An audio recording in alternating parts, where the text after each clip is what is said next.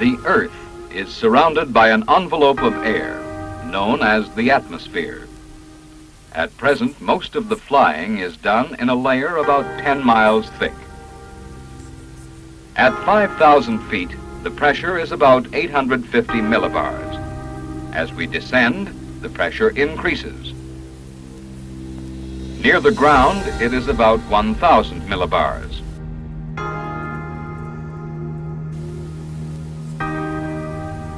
Pressure, it seems, is related to height.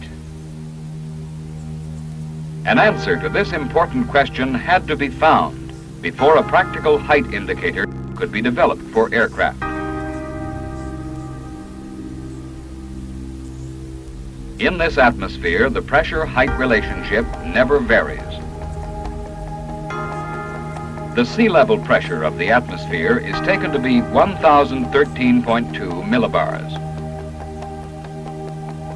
All aircraft altimeters are calibrated in this way.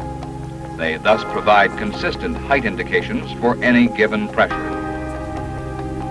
A pilot requires 3 distinct types of indication from his altimeter.